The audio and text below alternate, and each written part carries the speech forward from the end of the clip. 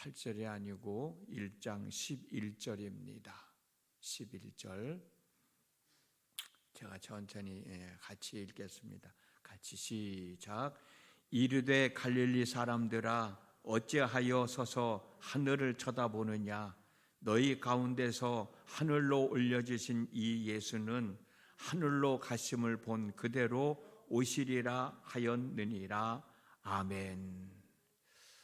오늘 또 새벽을 깨우고 하나님 앞에 나오셨는데 새벽에 일찍 일어남으로 오늘 하루의 삶이 피곤치 않고 건강하게 우리에게 주어진 하루의 삶을 잘 추슬러 나가는 복된 한날의 삶이 되어지기를 주님의 이름으로 축복합니다. 우리가 지난번에도 말씀을 나눴듯이 제자들은 예수님을 따라다니면서 예수님이 하시는 하나님의 나라에 대하여 많이 들었습니다. 그런데 그 제자들을 생각하고 있는 하나님의 나라는 로마 정부로부터 자유함을 얻는 것이었고 예수님이 주시는 높은 자리 하나를 차지하여 앉는 것이라고 생각하며 살았다라는 말씀을 함께 나눴었죠. 그렇지만 예수님이 말씀하신 대로 성령을 받고 보니 하나님의 나라가 어떤 나라인지 무엇을 의미하고 있는지를 바로 알게 되었고 또 그 하나님의 나라를 경험하며 증거하며 살아가는 삶이 되었다라고 하는 것을 우리가 말씀을 나눴습니다. 오늘 우리가 읽었던 본문의 말씀을 한 번 더 읽어드릴게요. 이르되 갈릴리 사람들아 어찌하여 서서 하늘을 쳐다보느냐. 너희 가운데서 하늘로 올려주신 이 예수는 하늘로 가심을 본 그대로 오시리라 라고 말씀을 하고 있어요. 우리가 어제 말씀을 나눴던 것처럼 8절에 보면 성령이 임하시면 이라는 말씀이 있습니다. 이 말씀은 뜻은 아직까지는 성령이 임하지 않았지만 성령이 임하시게 된다는 거예요. 성령이 임하시면 언제 성령이 임하시게 되느냐? 사도행전 2장을 보면 예수님이 떠나시면 성령이 임하십니다. 그래서 성령이 임하시면 언제? 예수님이 우리 곁을 떠나면. 예수님은 우리 곁을 떠나고 그리고 성령은 우리 곁으로 오시는 거예요. 그래서 예수님은 요한복음 16장 7절에서 내가 너희에게 실상을 말하노니 내가 떠나가는 것이 너희에게 유익이라. 내가 떠나가지 아니하면 보혜사가 너희에게로 오시지 아니할 것이요 가면 내가 그를 너희에게로 보내리리 라는 말씀이 있어요. 예수님이 가셔야, 우리 곁을 떠나가셔야 보혜사 성령님이 우리에게로, 우리 곁으로 오신다는 말씀인 거예요. 그 성령님이 오셔서 우리들을 진리 가운데로 인도해 주셔서 진리가 무엇인지를 알게 하여 주신다는 겁니다. 예수님이 말씀하신 하나님의 나라로 인도하셔서 하나님의 나라가 어떤 나라인지를 알게 하여 주신다는 겁니다. 진리를 바로 알고 하나님의 나라를 바로 알고 진리와 하나님의 나라를 전하는 사람들이 되게 하여 주시겠다는 거예요. 그러므로 예수님의 가심은 슬픔의 시간이 아니고 슬픔의 사건도 아니고 하나님의 나라가 이 땅에 실현된다는 소망의 시간이고 축복의 시간이 되는 거예요. 아직까지 제자들은 성령을 받지 못했기 때문에 예수님의 가심과 오심의 사건을 제대로 이해하지 못하고 있었을 것입니다. 예수님이 자기들 곁을 떠나는 모습을 보면서 어떤 생각을 가지고 있었을까? 그 모습을 10절에서 11절을 보면 천사가 이렇게 말합니다. 올라가실 때에, 예수님이 승천하실 때에 제자들이 자세히 하늘을 쳐다보고 있었어요.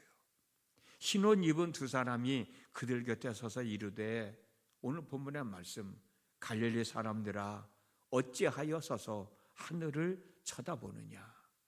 너희 가운데서 하늘로 올려지신 이 예수는 하늘로 가심을 본 그대로 오시리라 라고 말씀해 주고 있어요. 어쩌면 제자들은 예수님이 행하시는 기적과 이적을 보면서 놀라워했을 것입니다. 자기들이 기적과 이적을 행하시는 예수님의 제자가 되었다는 것을 어찌 보면 자랑스럽게 생각하며 살았는지도 모릅니다. 아까 말씀드렸던 것처럼 이러한 예수를 따르면 결국 이분의 나라가 임하게 될 텐데, 그때 우리들은 한 자리 차지할 수 있을지 않을까라는 생각을 하면서 따랐을지도 몰라요. 그런데 힘 한번 제대로 써보지도 못하고 십자가에서 죽음을 당하더니 살아나셨다고 자기들과 함께 40일 동안 함께하고 있다가 이번에는 자기들에게 주어지는 것은 아무것도 없고 하늘나라로 올라가시겠다고 하는 그 모습을 바라보는 제자들이요, 어쩌면 얼마나 허무했는지도 몰라요. 실망을 했는지도 몰라요. 그래서 하늘로 승천하는 예수님을 멍하니 쳐다보고 있었을지도 몰라요. 그때 천사들이 하는 얘기가 어찌하여 서서 하늘을 쳐다보느냐. 너희 가운데서 하늘로 올려지신 이 예수는 하늘로 가심을 본 그대로 오시리라 라고 이들을 위로해 주시는 거예요. 이 말씀의 의미는 뭘까요? 예수님과의 이별은 영원한 이별이 아니다. 새로운 만남이 있게 될 것이다. 그 새로운 만남은 언제 이루어지느냐? 성령이 임하시면. 이분이 가셔야 성령이 오시니까. 이분이 가시고 난 뒤에 성령이 오시면 너희들은 그분과의 새로운 만남이 있게 될 것이다. 성령님이 오심으로 새로운 만남이 이루어지고 그 만남 속에서 너희들의 정체성을 바로 알게 될 것이고 너희들이 해야 할 일이 무엇인지 알게 될 것이고 너희들은 그 일을 행하며 살아가는 사람이 될 것이다 라는 의미가 담겨져 있는 말씀이 아닌가. 왜? 이런 일이 있고 난 다음에 성령이 임하시고 난 다음에 제자들의 삶이 180도로 바뀌어지게 되잖아요. 그 내용은 이제 우리가 다음 주에 말씀을 나눌 겁니다만, 어찌됐든 제자들이 오순절날 성령을 받았을 때 성부, 성자, 성령 하나님과 새로운 만남이 이루어지지 않았습니까? 그렇다면 우리들은 어떤가 말이죠. 저와 여러분들은 어떤가 말이에요. 저와 여러분들에게도 성부, 성자, 성령님과의 새로운 만남이 이루어져야 제자들의 인생이 바뀌어졌던 것처럼, 제자들의 삶이 생각이 바뀌어졌던 것처럼, 삶의 가치관이 바뀌어졌던 것처럼 우리들도 바뀌어질 수 있지 않겠느냐 말이에요. 예수 믿기 전의 삶이나 예수 믿은 후의 삶이 똑같으면 아무 의미가 없잖아요. 내가 예수를 믿으면서도 은혜 받은 삶이나 은혜 받지 못한 삶이 똑같으면 은혜 받은 게 아무 의미가 없잖아요. 우리의 삶이 생각이 바뀌어지고 우리의 삶이 바뀌어지기 위해서는 성령님이 함께 하셔서 일깨워 주셔야, 자꾸 생각나게 해 주셔야, 내가 이렇게 살아야 되는구나, 이렇게 살아야 되는구나, 내가 이렇게 해야 되는구나, 이렇게 해야 되는구나 라고 하는 것을 깨닫게 해주고, 깨달아지는 대로 살아갈 때 우리의 삶이 변화되어지는 것이죠. 거룩하게 변화되어지는 것이죠. 성령이 임하시면 요한복음 16장 22절의 말씀대로 우리의 마음이 기쁘게 될 것입니다. 이 기쁜 우리의 마음을 빼앗아갈 사람은 그 누구도, 그 어느 것도 없게 돼요. 그러므로 우리는 하늘을 쳐다볼 것이 아니라 성령을 통하여 이 땅에 오시는 예수님을 맞이해야 할 준비를 해야 되는 거예요. 그 준비가 바로 지난번에 우리가 말씀을 나눴던 것처럼 성령님이 오시기를 간절히 사모하는 마음으로 기다리는 거예요.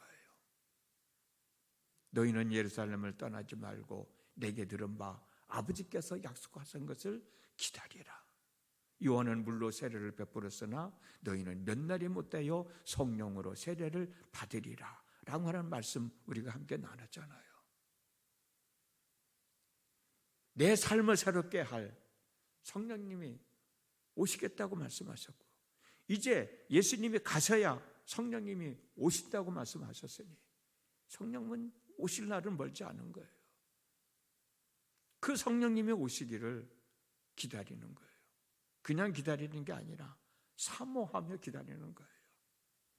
예루살렘을 떠나지 말고 예루살렘에서 기다려야 한다고 말씀하셨으니 제자들도 이 말씀을 듣고 예루살렘에 돌아와서 예루살렘에서 기다렸으니 우리들도 기다려야 되지 않느냐. 우리들의 예루살렘은 어디냐?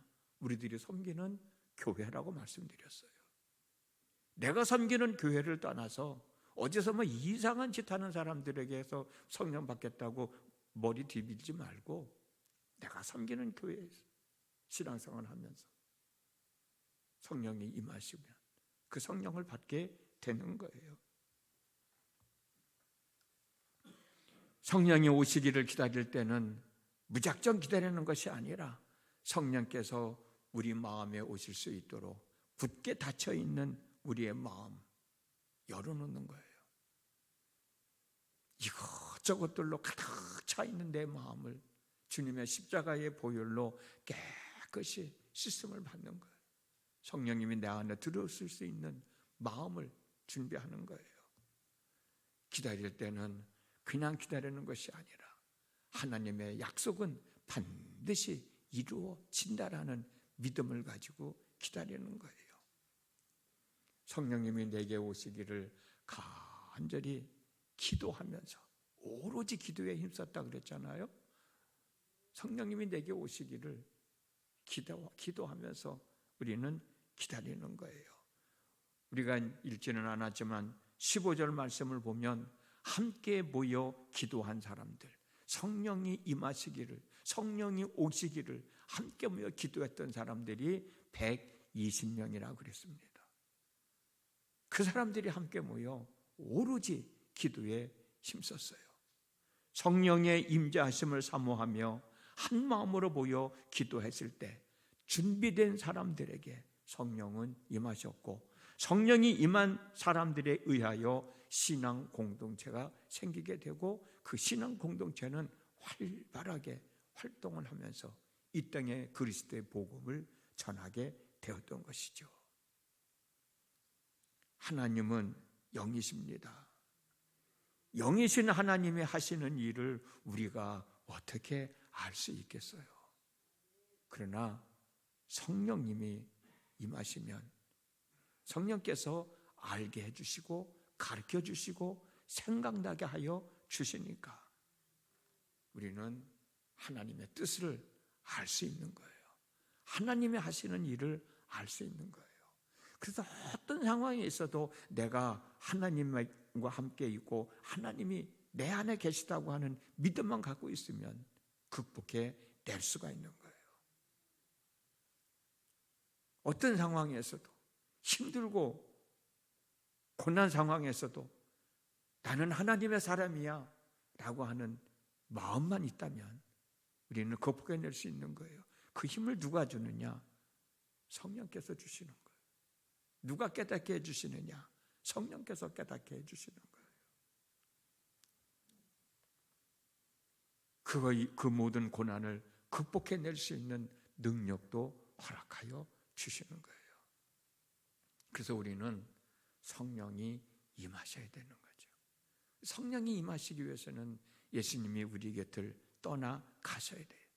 그래서 오늘 본문에서 예수님은 제자들 곁을 떠나게 되고, 예수님이 하신 말씀을 믿고 한자리에 모여서 기도할 때 성령이 임하신 겁니다. 여기에 대한 말씀은 이제 우리가 다음 주에 계속 이어나갈 거고요. 오늘 또 우리는 하루를 살아갑니다. 내 속에서 능력으로 역사하시는 이의 능력을 따라 힘을 다하여 수고하는 한날의 삶. 내 속에서 역사하는 이가 누구예요? 성령님이시죠. 내 속에서 역사하시는 이의 역사하심을 따라 힘을 다하여 수고하는 삶. 그 삶이 오늘 우리에게 있어야 되지 않겠는가? 그런 마음으로 우리에게 주어진 한날의 삶을 잘 추스려 나가야 되지 않겠는가? 항상 마음속으로 하나님, 이럴 때는 내가 어떻게 해야 돼요? 성령님, 이럴 때는 내가 어떻게 해야 돼요? 생각나게 하여 주시고 가르쳐 주십시오. 행하게 하여 주십시오. 우리는 어찌 보면 끊임없는 이런 고백을 하면서 살아가는 것이 당연한 일일 텐데, 이거 또 하다 보면 그 생각을 잊어버리고 아유, 이거 어떡하지? 부정적인 생각을 먼저 갖는 거야. 아, 이거 어떡하지? 큰일 났네. 어떡하지? 큰일 났네가 아니라 하나님, 이런 때는 어떻게 해야 돼요?